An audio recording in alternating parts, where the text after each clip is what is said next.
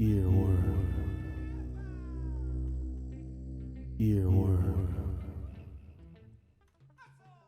Earworm. Earworm.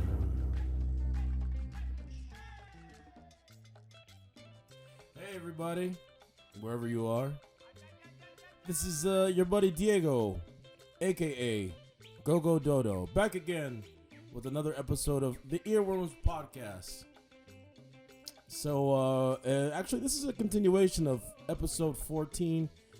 This is part 2 of the interview that I did with my buddies in the band Nemegata from Colombia, who are now based in Austin, Texas.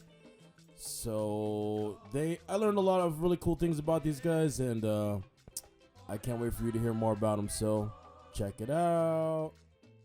This is total, I'm not even sure what language. So, what languages do you speak, man? So you're probably referring to one of the songs in the last album?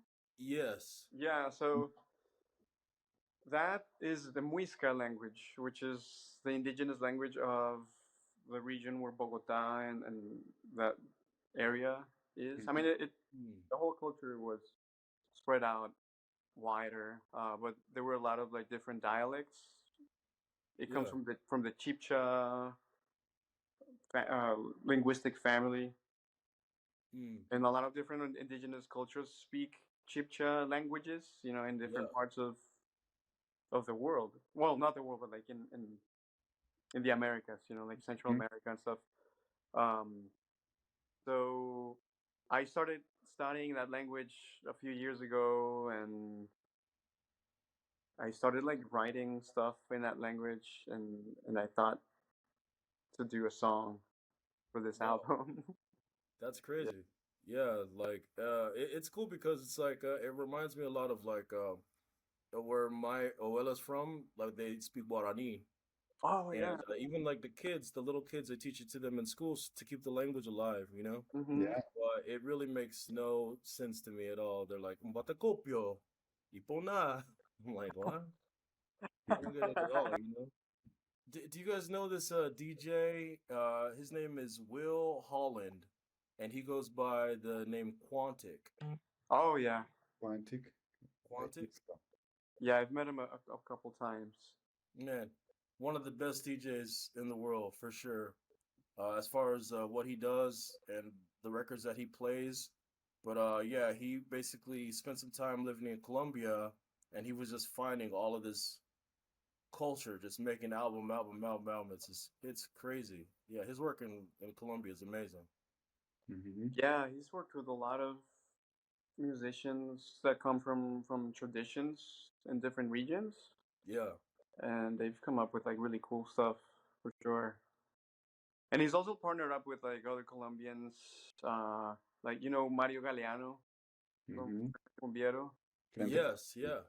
So they do a DJ set thing together.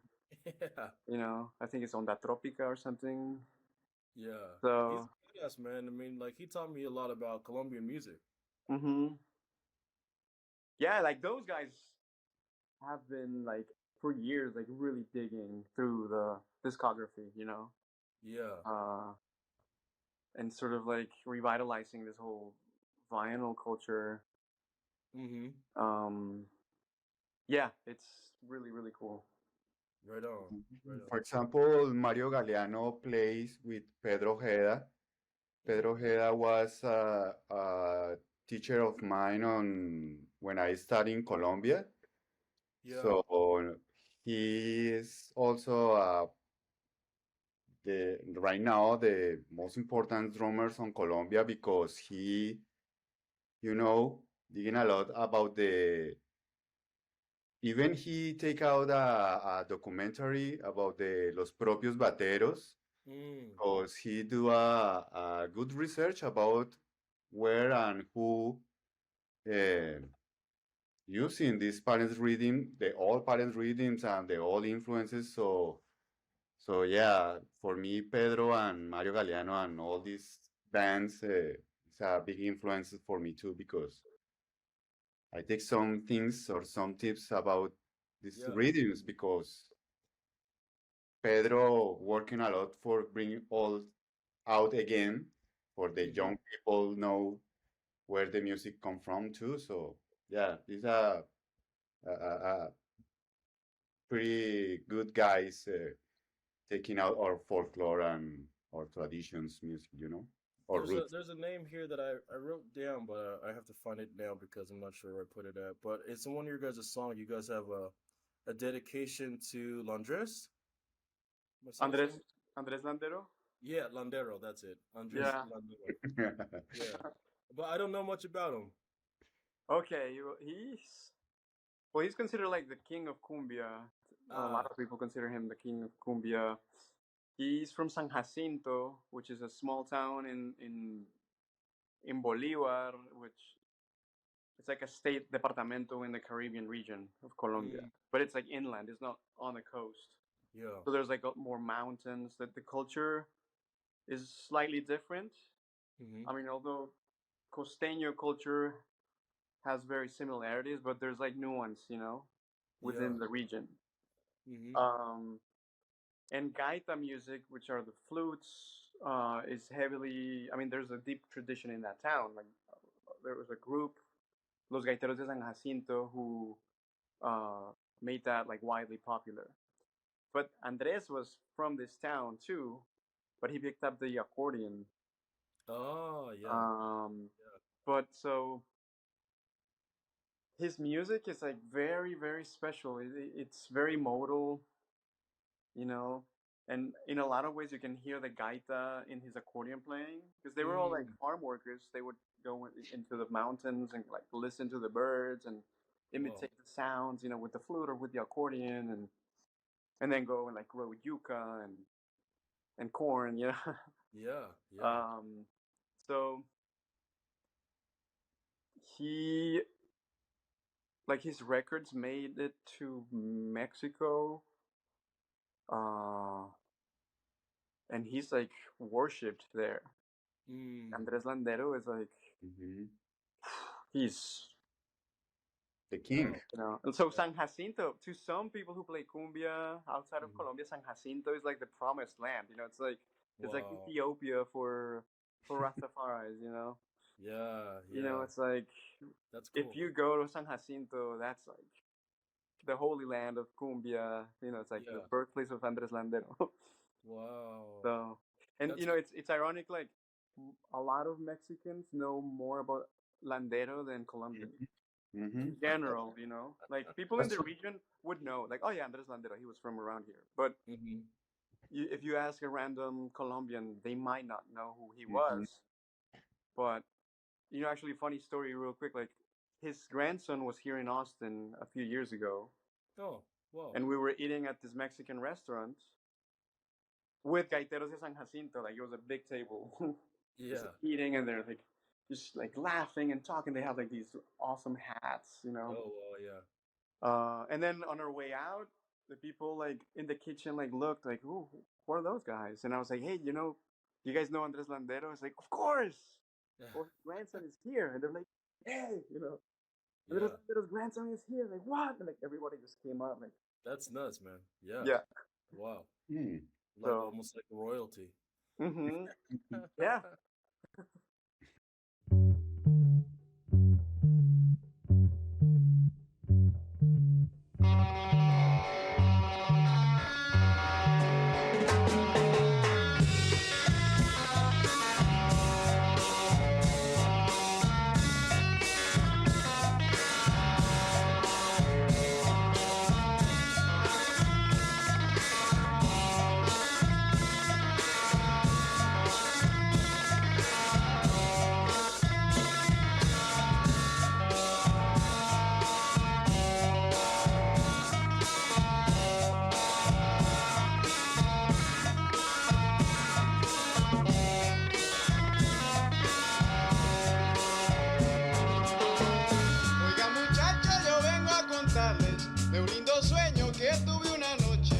donde aparece don Andrés Landero, el gran rey de la cumbia de acordeones, donde aparece don Andrés Landero, el gran rey de la cumbia de acordeones, madre artesana y padre campesino, de donde vino su fuerza y nobleza, que hicieron grandes sus sones y cumbias con el sabor de los montes de María, que hicieron grandes sus sones y cumbias con el sabor de los montes de María.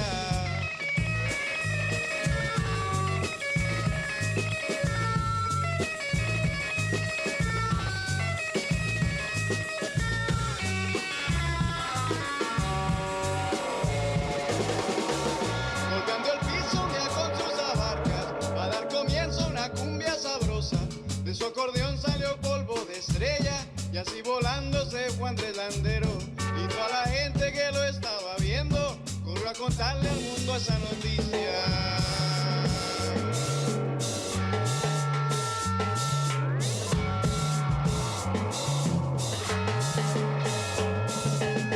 Hoy Andrés Landero ya se fue pa' Marte.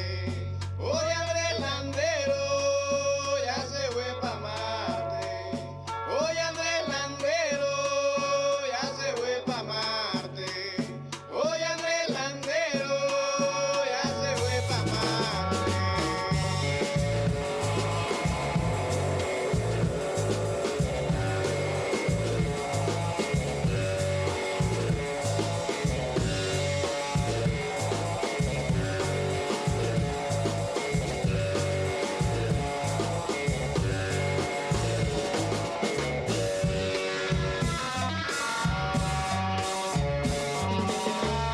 Hombre Landero cuando emprendió el viaje no tuvo que usar ni guante ni escafandra, ni dependió de los dispositivos, esos que son de microtecnología, que lo que él tiene es la ciencia del indio, la que sale del cerro otra galaxia, que lo que él tiene es la ciencia del indio, la que sale del cerro otra galaxia. Cuando él llegó en Marte ya lo esperaban, porque así se cumpliría una leyenda de un hombre sabio y muy noble vendría, de esos que son clarín de la montaña, y un hombre sabio y muy noble vendría, de esos que son clarín de la montaña.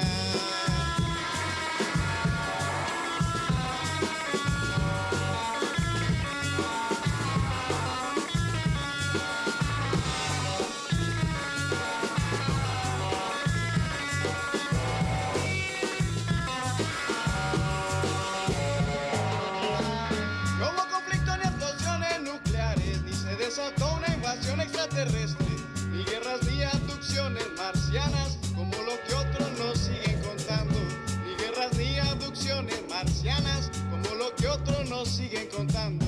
Y es que al marciano le gusta la cumbia, porque así es como él sus penas alegra, que desde mucho ya estaba esperando el gran saber de un hombre campesino, que desde mucho ya estaba esperando el gran saber de un hombre campesino, que desde mucho ya estaba esperando el gran saber de un hombre campesino. Y así sería si Landero fuera a Marte, y así sería si Landero fuera a Marte, y así sería si Landero fuera a Marte, si Landero fuera a Marte, si Landero fuera a Marte, y así sería si Landero fuera a Marte, y así sería si Landero fuera a Marte, y así sería si Landero fuera a Marte, si Landero fuera a Marte, si Landero fuera a Marte.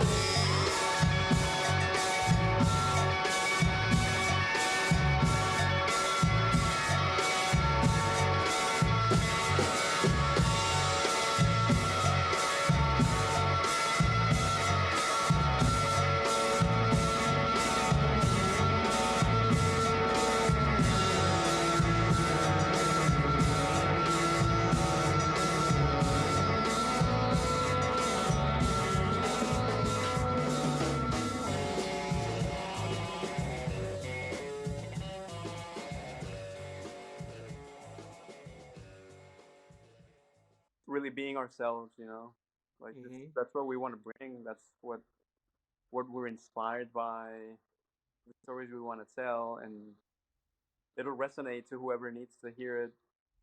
And that's also why we want to like really focus on Latin America, because we know that they will get it, you know. Yeah, yeah. Well, but America will get it too, man. They just gotta like be exposed to it, you know. Like, definitely see you guys doing great in California, San Francisco, like you said too.